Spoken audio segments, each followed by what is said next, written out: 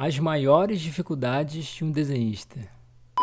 Fala meus pandas, hoje é quarta-feira, dia 2 de outubro e como todo mundo sabe eu tô postando um vídeo novo, um podcast novo toda quarta-feira com assuntos variados, né? E como a gente tá no mês de outubro, tá rolando aí o Inktober, como eu expliquei no vídeo anterior, é um mês muito legal para exercitar, né? Que a galera que gosta de desenhar, é um evento assim que acontece no mundo todo, artistas de todos os níveis estão participando, então é uma iniciativa muito legal aí do Jake Parker, que eu também estou participando, então pode acompanhar, já se inscreve aí no canal e acompanha também nas redes sociais, principalmente no Instagram, @pandengo. Você pode estar conferindo os desenhos, já postei lá ontem, vai ter hoje e eu espero chegar, né, nesses 31 dias cumprindo com os temas, né, que o Jake Parker lançou lá, que eu também botei no Instagram, você pode estar acompanhando.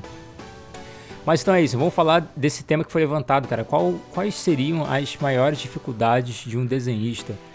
Bom, na minha visão, né, no caso, para mim, existem muitas, né? E isso vai desde a pessoa que já desenha muito, ela já tem ali uma carreira ali dentro, ela ainda tem algumas dificuldades, sempre vai existir.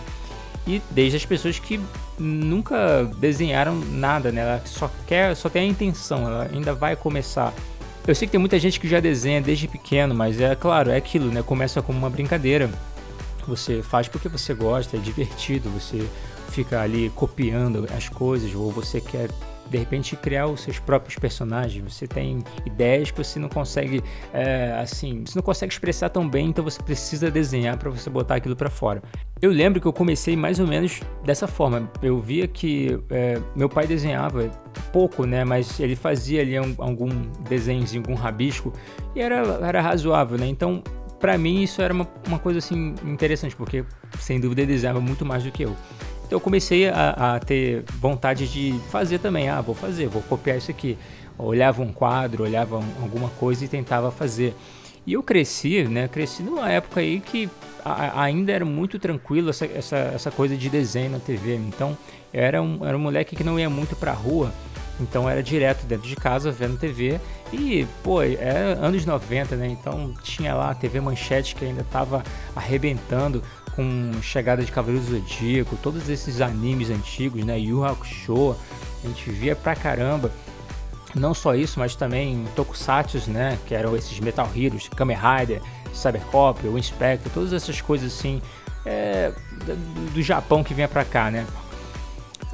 Fora também a febre de jogo, né? Febre de Mortal Kombat, você vê ali Street Fighter, um monte de coisinha assim. E tudo isso tinha muito de desenho, né? De personagens envolvidos, toda a história. E então aquilo foi meio que alimentando, né? A vontade de você fazer algo parecido, algo bacana, ou você registrar ali também. Eu não sei o que passa na cabeça muito assim de uma criança, né? Apesar de já ter sido.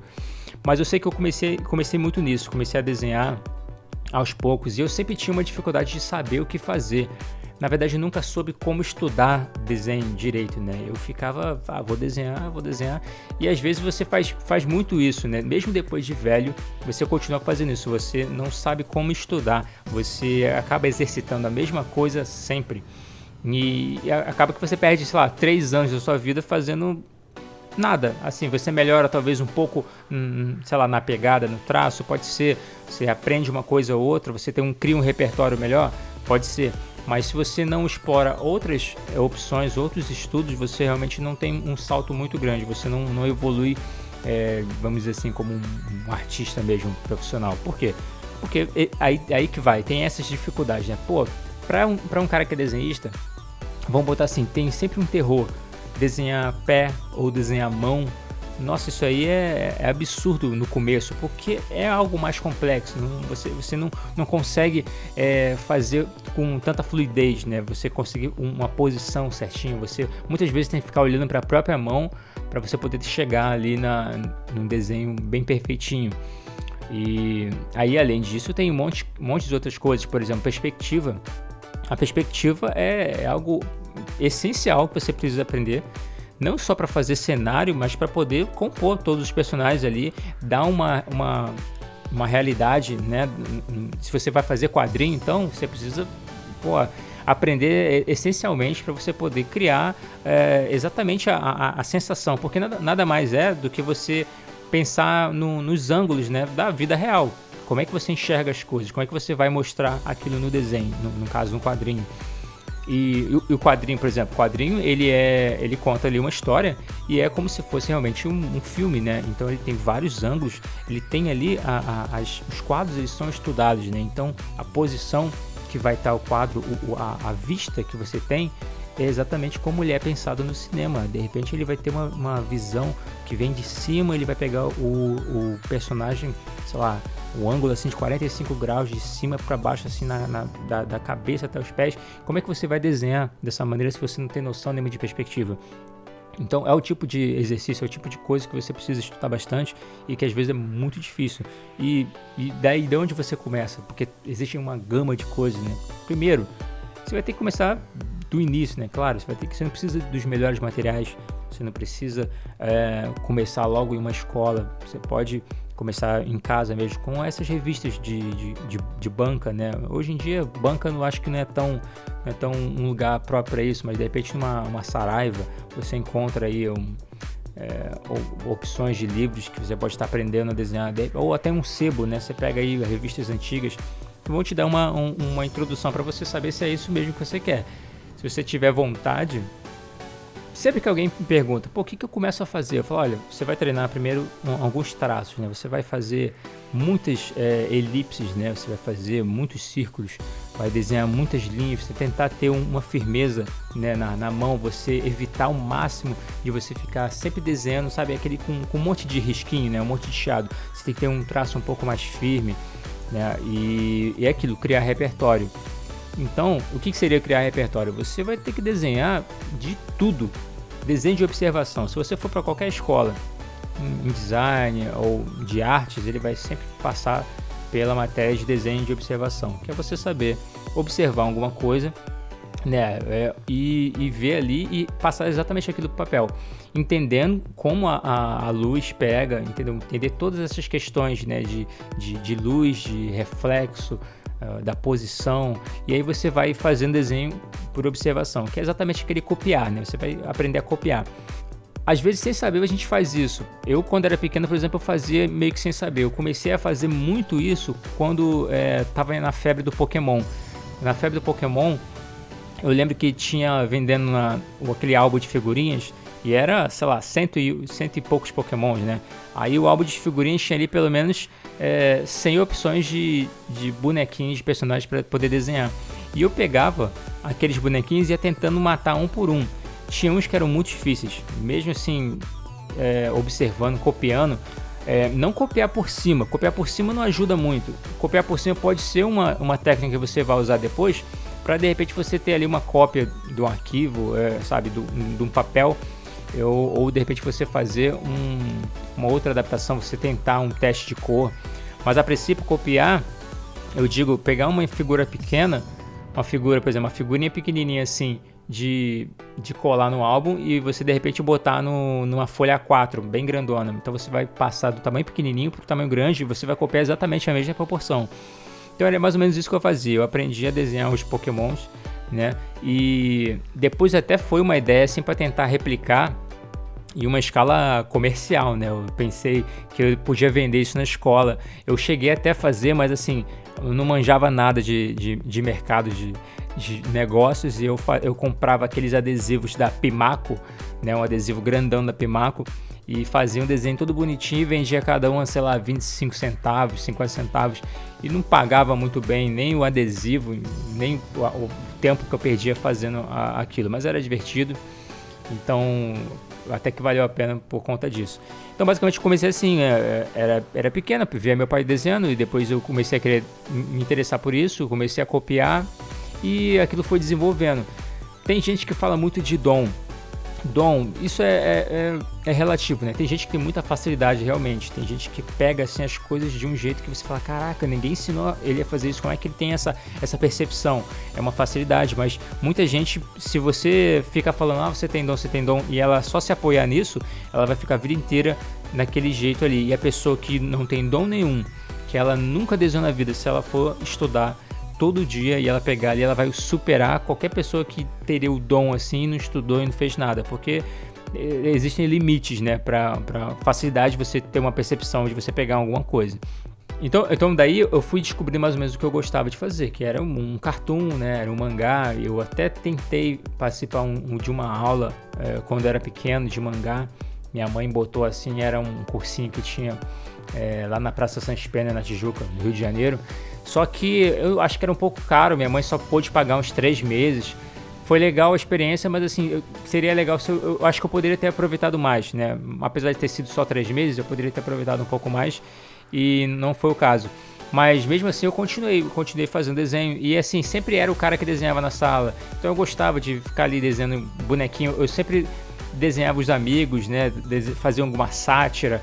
E o pessoal pegava aquele desenho e passava na sala. Às vezes eu fazia desenho para as pessoas. Eu mesmo nunca tive um acervo muito grande de desenho em casa. Minha mãe também jogava os cadernos fora, ela nunca foi muito apegada a isso, né? Eu até sinto falta. Ela não era nostálgica com essas coisas.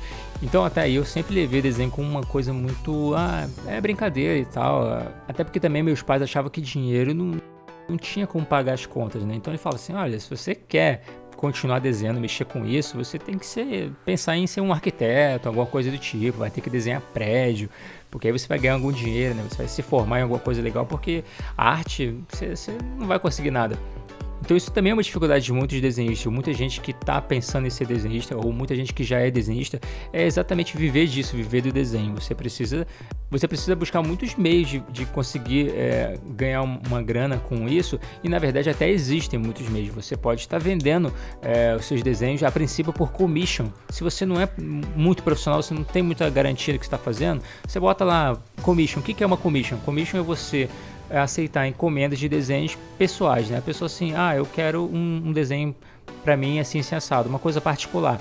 Aí você faz exclusivamente para essa pessoa, ela não pode replicar isso em nenhum lugar, é um desenho para ela, e você cobra lá um valorzinho que você acha que está de acordo com o tempo que você leva, ou até com o teu skill, né?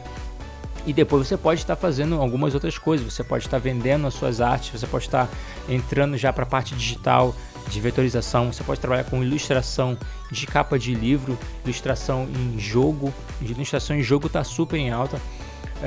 Você pode exatamente tentar alguma coisa com quadrinhos, né? Você pode ser um arte finalista, ou você pode ir para a área de design, ilustração no geral, animação. Existe uma gama muito grande, né, de possibilidades, porém você tem que ser bom. Infelizmente não é qualquer coisa, né? Às vezes você pode vingar, de repente se você tem alguma coisa muito incrível, um traço muito diferente, tipo o cartoon mesmo, ele abre espaço para isso. Meninas Superpoderosas, você vê aí Gumball, que são alguns desenhos meio desengonçados, não é um desenho muito bem feito, né? Aquela coisa perfeitinha, ele ganha um espaço muito grande. Então é legal, se você gosta de alguma coisa um pouco mais simples, então você aposta no cartoon. É claro que também tem as dificuldades do cartoon, expressões e coisas assim um pouco mais exageradas para poder dar aquele sentido no que você está fazendo. Realismo, existe realismo, né? Ou a galera gosta muito de fazer realismo, mas eu acho que é uma arte assim que é um pouco a galera não considera muito, né? Porque existe a foto, pra que eu vou pagar por uma réplica em desenho, né? Tem gente que gosta, mas tem gente que não gosta. Agora, se você estudar o realismo com uma visão de tentar entrar no ramo de tatuagem, aí é uma boa, porque tatuagem você pode ter muita gente que faz um monte de outras coisinhas simples, né? Agora, fazer uma boa tatuagem realista, isso aí são para poucos e realmente vale uma grana. Mas então, dentro dessas dificuldades de muitos desenhistas, eu acredito que uma delas é exatamente desenhar. Desenhar, eu digo assim, no volume, né? De você separar um tempo do seu dia e você tá ali desenhando, né? Da mesma forma que eu acho que é difícil você ir todo dia à academia, então às vezes você não consegue tá ali todo dia praticando, tá ali estudando, tá vendo coisas novas e tá simplesmente desenhando como um exercício, né, um exercício de aprimoramento. Às vezes é muito legal você fazer desenho de coisas que você gosta, né? Eu quero pegar um personagem de um jogo, eu quero fazer, não sei, eu quero fazer uma ilustração de alguma coisa que eu gosto muito. Só que às vezes você também tem que fazer alguns desenhos assim, aleatórios, né, e explorando mesmo, né, as possibilidades. Você também entender, por exemplo, como eu tinha dito, no desenho de observação, às vezes você desenha muita fruta você desenha cadeiras, você desenha um monte de coisas, objetos assim, que normalmente você não desenharia aleatoriamente. Você vai encher uma folha de desenhos assim, de objetos. Normalmente você ia querer desenhar muitas pessoas, olhos, cabelos, essas coisas assim. Mas não deixa de ser importante. Então também é muito legal você ter o sketchbook. O sketchbook ele vai te ajudar muito a você estar ali sempre com alguma coisa em mãos, né? Você leva para onde você for, um sketchbook, uma lapiseira, uma borracha, é o suficiente, ou de repente só uma caneta mesmo, uma caneta nanquim. E se eu tiver ali, de repente você está no ônibus, rabisca dentro do ônibus. Sketchbook é para isso mesmo, não tenta deixar um sketchbook muito perfeito, muito bonitinho, só com obra de arte, porque senão você vai ficar preso naquilo ali, você não vai querer nem sujar a folha. Já bota um ponto ali, já risca, já quebra um pouco o gelo e depois você vai desenhando ali por cima e faz alguma coisinha legal, né? Leva pra escola, leva pra faculdade, leva pra um café, leva pra onde você puder. Você gasta ali 10, 15 minutinhos e já pode estar desenhando alguma coisa. De repente surge uma ideia que você pode estar melhorando depois. Eu não sou um desenhista profissional, não sou um ilustrador, mas eu já fiz alguns desenhos, eu já vendi algumas coisas, eu já ganhei algum dinheiro com isso e atualmente eu mexo mais com a parte de design. Tem um pouco disso, né? Às vezes envolve um pouco de desenho, mas ainda no meio digital, é uma coisa que fica ali, sai um pouco do tradicional. E eu posso estar usando outros elementos, né, como montagem e tudo mais. Mas eu gosto bastante. Talvez eu ainda não tenha investido certo nisso, ou talvez eu ainda não tenha vestido a camisa